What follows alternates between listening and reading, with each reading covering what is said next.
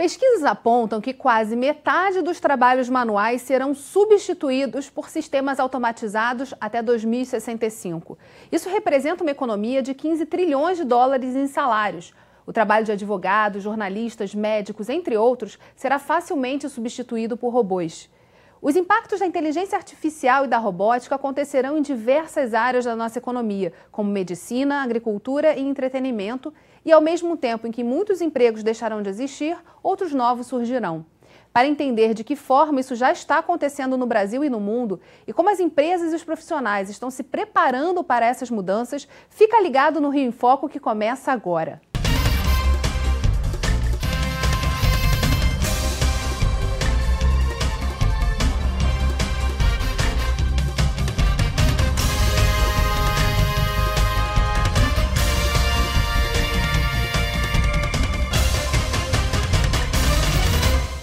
O Rio em Foco recebe o diretor do Instituto de Estudos Sociais e Políticos da UERJ, conselheiro da Sociedade Brasileira para o Progresso da Ciência, Adalberto Moreira Cardoso, e o advogado e coordenador da área de Direito e Tecnologia do ITS Rio, Eduardo Magrani. De olho nos avanços tecnológicos, nas máquinas e nos softwares que já automatizaram milhões de empregos na indústria, comércio e serviços, a Academia Brasileira de Ciências promoveu em outubro de 2017 o simpósio Impacto da Inteligência Artificial e Robótica no Futuro do Emprego e Trabalho. Vamos ver o que alguns especialistas internacionais e brasileiros que participaram do evento falaram sobre o assunto. AI should be thought of as software that lives in a digital world, and a robot is actually a piece of physical equipment that does its activities in our world. And obviously a robot can have some artificial intelligence attached to it to tell it what to do. Humans have been very good at some activities, and a lot of that involves judgment and decisions. And that includes white-collar work, intellectual work, and includes a lot of the blue-collar work as well. But now that the artificial intelligence is advancing rapidly, you can indeed find more and more potential substitutes for humans in all kinds of jobs. The AI can make use very quickly of more information than a human can. Eu acho que a inteligência artificial é uma tecnologia nova, né, que está chegando agora, e que os impactos sobre a sociedade ainda não estão claros. A gente ainda não sabe quais vão ser as consequências. Agora, tem algumas coisas que a gente precisa pensar desde já. Então, por exemplo, tem muita gente preocupada que a inteligência artificial pode levar ao fim de muitos empregos, né? Por causa da automação. Então seria possível substituir o trabalho humano por trabalho de máquinas, de robôs e assim por diante. Esse é o lado sombrio, né, e que deixa as pessoas preocupadas. Mas há um lado também positivo, que é um lado de pensar a inteligência artificial como, na verdade, uma grande oportunidade, ainda mais para um país como o Brasil, onde eu acho que poderia ser benéfico, por exemplo, na gestão pública. Eu acho que poderia combater corrupção, poderia levar a maior eficiência do Estado se essa tecnologia viesse a ser aplicada, e esse eu acho que é um ponto positivo que, por sua vez, poderia levar a melhor saúde, educação, inclusive geração de empregos. Então, acho que o impacto vai ser diferente dependendo de cada país e dependendo da forma como ela vier a ser aplicada. Quando a gente fala da inteligência artificial e da robótica, há muito entusiasmo sobre as oportunidades, mas os desafios são enormes, né? No Brasil, qual é a visão dos senhores a respeito desse tema? Quais são os desafios mais importantes ou que a gente deveria olhar com mais atenção? O grande problema dessas tecnologias que estão sendo produzidas vai ser o impacto delas no aumento das desigualdades sociais. Foi o tema da minha exposição lá no seminário da ABC, e eu acho que esse é um tema realmente importante, porque as empresas, os países produtores dessas novas tecnologias vão ter uma renda de monopólio muito grande por um período muito extenso, o que vai produzir uma decalagem entre a renda desses países e dessas empresas e dessas pessoas envolvidas na produção dessas tecnologias e aquelas empresas, países e pessoas que não estão envolvidas nesses processos. Isso quer dizer que os países periféricos, como o Brasil, tendem a sofrer muito mais do que os países onde essas tecnologias estão sendo produzidas, porque aqui nós seremos consumidores dessas tecnologias, nós não as estamos produzindo. Nós seremos consumidores, elas virão simplesmente substituir, quando vierem, substituir força de trabalho brasileira, né? Então, aumento de desemprego, impacto na renda dos trabalhadores, sobretudo dos trabalhadores medianamente qualificados para baixo, então perda de renda, perda de emprego e um aumento, possivelmente, né, da renda dos mais ricos. Então, eu acho que o impacto no Brasil, num prazo médio e imediato, vai ser esse. Concordo totalmente. Acho importante só adicionar um ponto, que é o próprio conceito de inteligência artificial, que não é uma discussão nova. A gente está falando hoje das novas potencialidades e riscos atrelados às novas tecnologias de inteligência artificial, né? Mas o conceito é um conceito antigo até, a ideia de emular a inteligência humana em uma máquina. Só que o que está acontecendo é que, do ponto de vista lógico-racional, as máquinas estão até ultrapassando a inteligência humana, né? A gente teve o robô AlphaGo, a inteligência artificial do Google, que bateu o jogador de Go, que é um Go asiático hipercomplexo. Então, do ponto de vista da racionalidade, já vai ficar até defasado a ideia de inteligência artificial. A gente vai ter que começar a chamar de inteligência computacional, porque já vai estar acima da humana. Então, esse é um primeiro ponto com relação ao próprio conceito de inteligência artificial, mas, de fato, traz novos riscos, assim como novas potencialidades benéficas também. Do ponto de vista da desigualdade, é importante a gente ter uma consciência crítica daquilo que a gente vai consumir com relação a novas tecnologias e saber como elas funcionam também. Essas inteligências estão cada vez mais autônomas e imprevisíveis. Essa é a discussão nova sobre esse tema. Então, a gente saber como elas funcionam são fundamentais para a gente pensar como que a gente vai interagir com elas, como que elas vão afetar as nossas vidas. E interessante porque, na verdade, a gente tem o mundo dos conectados e das pessoas que já estão muito próximas dessas tecnologias que estão surgindo e um grupo enorme que ainda está muito distante, que ainda não tem acesso lá às questões básicas e que talvez só vá ver a consequência ruim, que é da diminuição do emprego. Como é que a gente equilibra, né, esses pontos? Como é que a gente também, como país, começa a pensar numa possibilidade de ir além, né, de já se preparar para essa questão? Eu queria pegar o ponto de vantagens e benefícios que essas tecnologias podem trazer, que não tem nada a ver com a discussão anterior, tá? E, apesar do aumento da desigualdade que vai acontecer, porque aconteceu em todas as revoluções tecnológicas anteriores, é um processo histórico secular, né? Desde a primeira Revolução Industrial, a segunda Revolução Industrial, a Revolução Tecnológica já informacional dos anos 70 e 80, todas elas tiveram como efeito inicial um aumento grande das desigualdades. Então, tirando isso, uma das questões que eu acho que é importante chamar a atenção é que boa parte dessas novas tecnologias vão transformar determinadas atividades humanas que são importantes para, por exemplo, a sobrevivência da espécie. A medicina, no caso, né?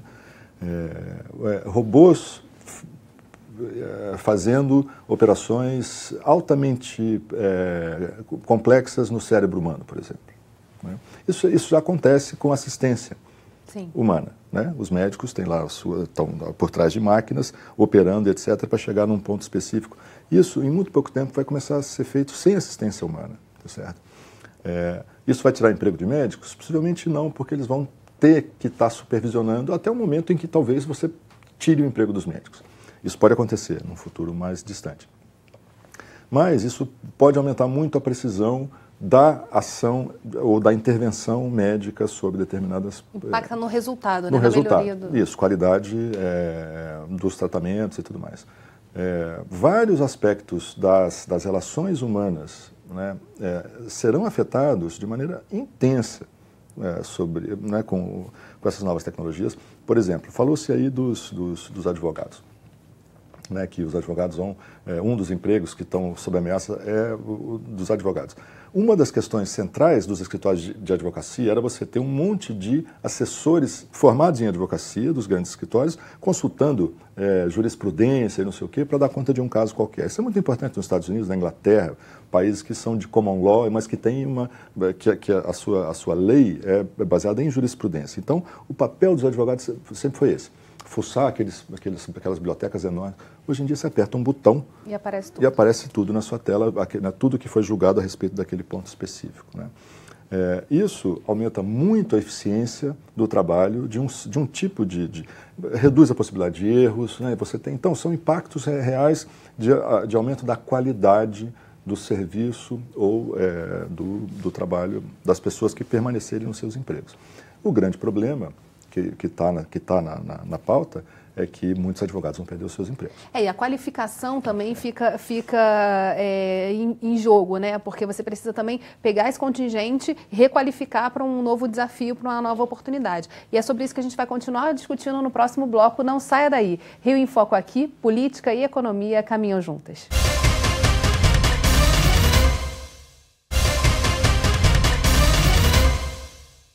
Voltamos com Adalberto Cardoso e Eduardo Magrani. Não há como impedir o avanço da tecnologia, ela está aí e precisamos nos preparar para um futuro comandado por robôs. Na matéria a seguir, o especialista Carlos Américo Pacheco fala sobre as oportunidades desse setor dentro da micro e da macroeconomia. Vamos ver. Evidentemente, toda mudança tecnológica ela traz oportunidades novas de negócio. Então, se você olhar hoje na internet das coisas, tem um monte de empresas novas brasileiras, startups, etc., tentando explorar esses mercados. Se você olhar na área de inteligência artificial, para quem trabalha com algoritmos de automação de empresas, etc., então há sempre uma oportunidade. Eu diria assim, do ponto de vista micro, do ponto de vista de cada empresa particular, o que está acontecendo sempre gera uma oportunidade de você repensar o teu negócio, de criar uma empresa nova, etc. Do ponto de vista macroeconômico, e do ponto de vista do desempenho da economia brasileira como um todo, na verdade, aí é que reside o maior problema nosso. Porque, na verdade, essas novas atividades, em geral, elas não têm uma capacidade de puxar toda a economia. Então, elas são muito pontuais, muito localizadas e não têm uma escala e uma dimensão tão grande como tem em outros países.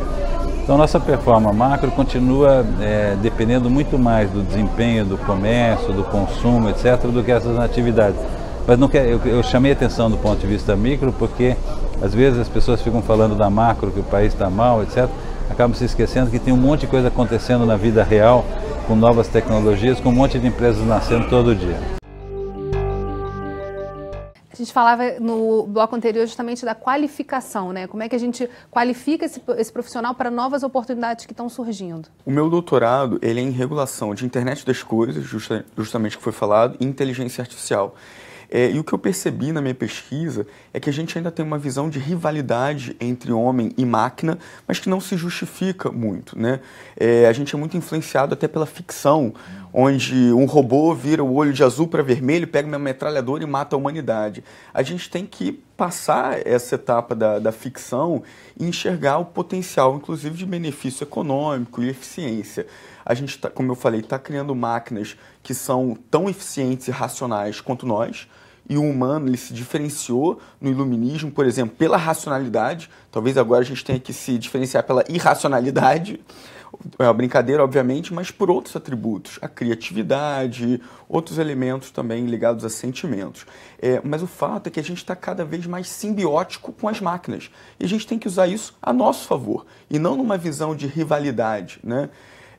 Tem um tom de cinza aí permeando essa discussão em que o humano pode ganhar muita eficiência. Quando a gente transpõe isso para determinados mercados, como o da advocacia, o advogado ele não vai ser completamente substituído pelo robô. Essa área não vai desaparecer. O que vai desaparecer é o trabalho automatizado e repetitivo, porque esse já tem um software que pode substituir várias pessoas que fazem um trabalho maquinal, robótico. Isso aconteceu ao longo da Revolução Industrial, ao longo de várias etapas tecnológicas, né?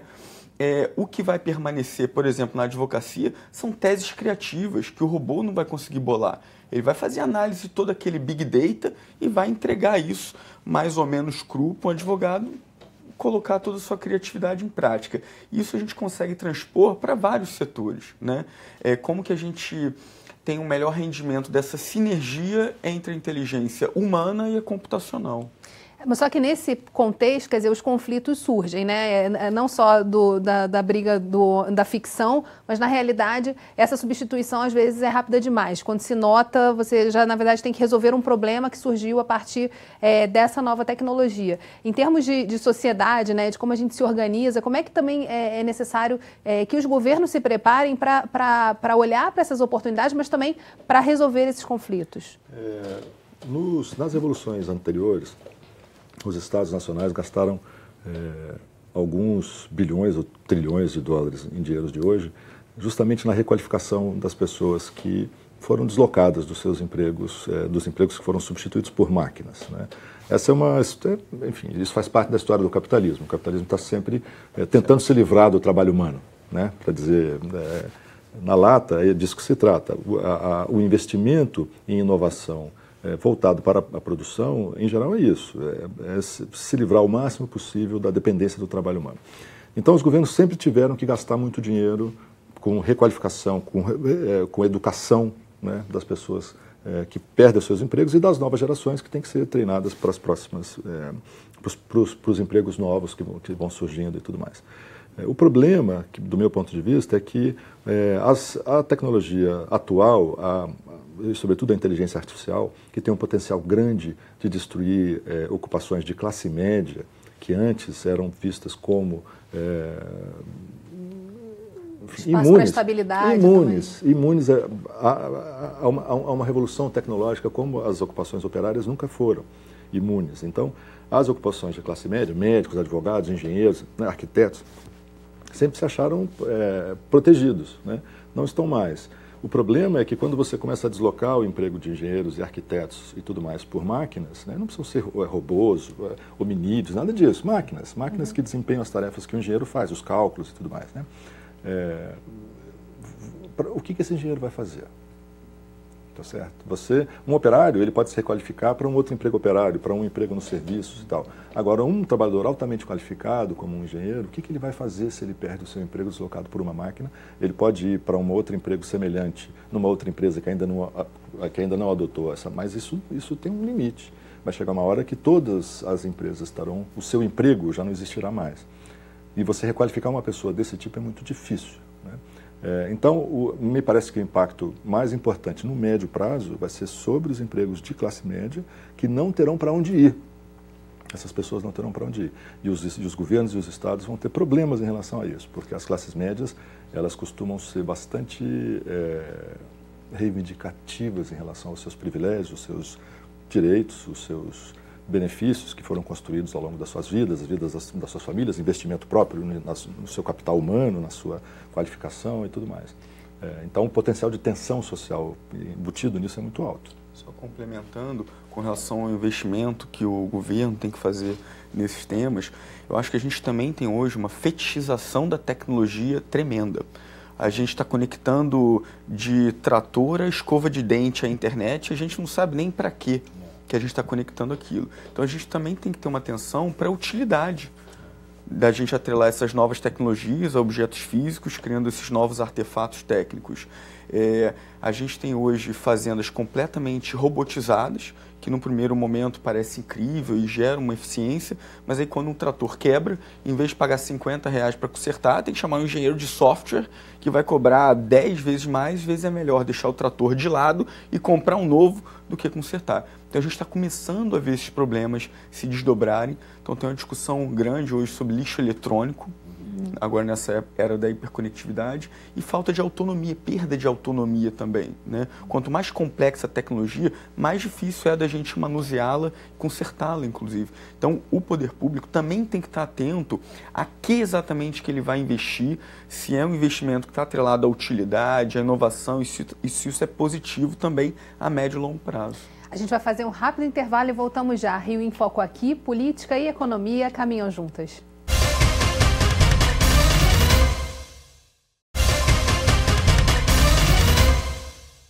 No bloco anterior, nós estávamos falando sobre a utilidade, como é que a gente usa essa tecnologia a favor da sociedade, a favor das ações e dos trabalhos também. Em relação a isso, como é que a gente organiza também um olhar mais crítico a respeito desse tema, né? Sai do entusiasmo e só do oba-oba, olha que bacana, eu tenho essa nova tecnologia acontecendo, e vai caminhando também para uma escolha, né, um pouco mais acordada da sociedade do que é necessário e fundamental, que a gente não abandone nesse processo de transformação que está acontecendo. A tecnologia, ela está chegando a galope, né? E várias dessas novas tecnologias já estão nas prateleiras e já estão sendo consumidas. Isso, no primeiro momento, gera uma ideia de comodidade para o consumidor, né? Se eu tenho um Google Home que liga uma música no Spotify ou diminui ou aumenta a temperatura, tem uma aparente comodidade disso. O que não vem atrelado necessariamente é a consciência crítica. A gente está num cenário de internet das coisas, com cada vez mais dispositivo conectado ao nosso redor, gerando dados massivos e sensíveis sobre nós mesmos, e a gente não sabe como esses dados são armazenados, tratados e monetizados. Muitas dessas informações têm valores, são absolutamente privativas, né, sensíveis mesmo. E no Brasil a gente não tem uma lei geral de proteção da privacidade. Então a gente tampouco está respaldado pelo direito. A gente tem um marco civil da internet, que é insuficiente, porque traz como um dos pilares a ideia do consentimento do usuário, baseado nos termos de uso que ninguém lê, são uma ficção jurídica, na verdade, e essas informações estão sendo alimentadas, monetizadas, e o usuário não tem uma consciência crítica sobre isso. Então, o primeiro ponto que eu diria é, para além da comodidade, ter uma visão melhor sobre esse novo mundo de dados que cerca a gente, e o valor desses dados nesse novo mundo. O outro problema diz respeito à segurança. Todo dispositivo que é conectado à internet, ele é um dispositivo vulnerável. Então a gente tem na Alemanha hoje um problema severo com bonecas para crianças conectadas à internet, que tem câmera e microfone embutido, que foram hackeadas. E os hackers tiveram acesso a tudo que estava acontecendo na casa, interagindo com as crianças. Essas bonecas foram completamente banidas. Só que esse foi um exemplo que já gerou um dano. E o que a gente ainda não soube, né, de geração de dano. Então, com relação à segurança, também tem um problema grave nesse cenário de inteligência artificial, internet das coisas. E a terceira discussão é sobre a ética, que vai nortear todo esse avanço tecnológico. E a gente não tem um debate maduro sobre a ética desse mundo da hiperconectividade, né? A gente ainda está muito vulnerável ao que está acontecendo. Com certeza. Eu queria fazer como ele tocou nos pontos, acho que são centrais, eu vou dar um passo atrás. Eu acho que um dos problemas para o Brasil é justamente o corte brutal no investimento em ciência, tecnologia e inovação que vem acontecendo nos últimos 3 anos.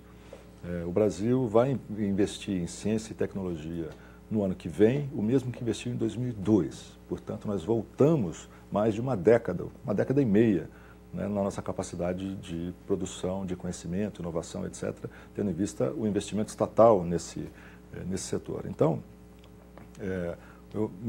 me parece que, do ponto de vista da nossa capacidade, seja de processar a tecnologia que é produzida lá fora, e, portanto, traduzi-la para a realidade brasileira, o Brasil sempre fez isso, os países periféricos sempre fizeram isso, né? Você tem engenheiros, cientistas e tudo mais que têm, dentre as suas tarefas centrais, traduzir as tecnologias para a nossa realidade. Essa tradução está em xeque hoje, e a produção autóctone de tecnologia e inovação, que o Brasil é bom em vários aspectos disso. Por exemplo, o Brasil participou do projeto Genoma Humano numa posição de ponta. Né? O Brasil participou dos vários projetos, o acelerador europeu, né? Vários projetos importantes financiados com dinheiro público em geral, né? Porque o setor privado não investe em ciência e tecnologia, e esses cortes que estão sendo impostos pelo governo são fatais para as pretensões do Brasil acompanhar, né, a dinâmica internacional que essa nova revolução tecnológica está impondo. Uns chamam de quarta revolução industrial, tem um autor que chamou da segunda era da máquina, né, com um argumento muito persuasivo, por exemplo, do aumento exponencial de inovação nos últimos 20 ou 30 anos. E a gente vai perder esse bonde, né? Temos aspectos aí, no caso de desafios para o executivo, que é, na verdade, garantir que haja um investimento, que a gente não perca esse bonde da história. Para o legislativo, que é também começar a trabalhar leis que ajudem e que organizem um pouco esse mundo que a gente está vendo. E em relação à sociedade, assim, tem a questão da inovação. A inovação, ela surgem muitas coisas, mas não necessariamente essas coisas vão sobreviver no tempo, né? Muitas delas vão ser superadas ou não vão conseguir ganhar escala, né? Vão ficar ainda muito na experimentação. A gente ainda tem aí muitos desafios para a sociedade, para a gente conseguir conviver harmoniosamente, sem conflito, nessa realidade, né? Com certeza. A tecnologia ela tem, como a gente começou falando aqui, benefícios e riscos. Com relação aos benefícios, eles são mais notórios, benefícios econômicos, benefícios de eficiência e comodidade para o consumidor. O que ainda não está notório são os riscos atrelados a essas novas tecnologias. Então é importante que os cidadãos percebam esses riscos também e saibam lidar com eles para se precaver, né? se assegurar melhor de que não vai ter possibilidade de hackeamento porque trocou a senha do seu roteador ou dos produtos que tem consumido, por aí vai, também com os seus dados pessoais. Então, essa consciência crítica ela tem que chegar mais forte a partir de agora. Um outro ponto que é interessante nesse cenário é de quem é responsável quando um dano é gerado por uma inteligência artificial autônoma e imprevisível. Foi citado aqui, tem hospitais hoje em que cirurgias são feitas por robôs. Com um robô cada vez mais autônomo, se ele gerar um dano, quem é o responsável por isso? Se o médico muitas vezes não vai ter previsto aquela ação. E assim como um carro autônomo, às vezes o designer do carro não previu aquela ação. Quem é o responsável? É a empresa que fabricou o sensor? É a empresa do carro em si? É a pessoa que está sentada lá dentro que deu algum comando?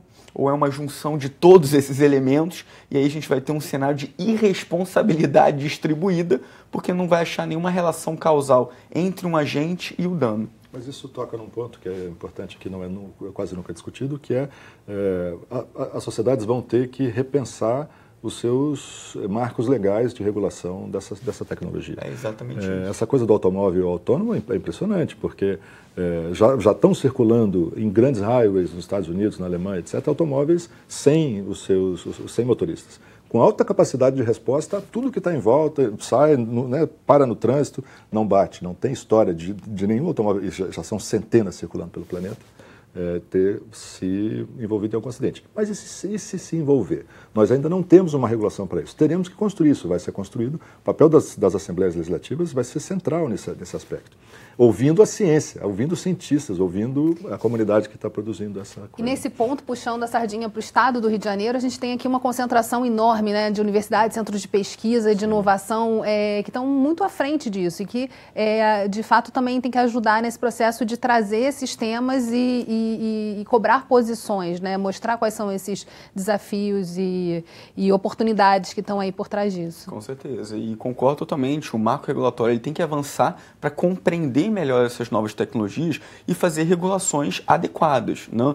O desafio é como regular sem minar completamente a inovação, né? E como, na verdade, ajudar a garantir direitos fundamentais e deixar a inovação correr, mas sem gerar um dano irreversível, por aí vai. Isso é um desafio enorme que exige novos marcos legais com relação ao novo conceito de privacidade, uma nova ética voltada para essa nova inteligência artificial, entre outros. Bem, a gente poderia conversar ainda muito sobre esse tema e vamos conversar em outras oportunidades, mas infelizmente o programa chegou ao fim. Obrigada, Adalberto, obrigada, Eduardo, e obrigada a você, telespectador, que acompanhou o Rio em Foco até aqui. Aproveita e segue a gente nas redes sociais, Facebook, Instagram e Twitter.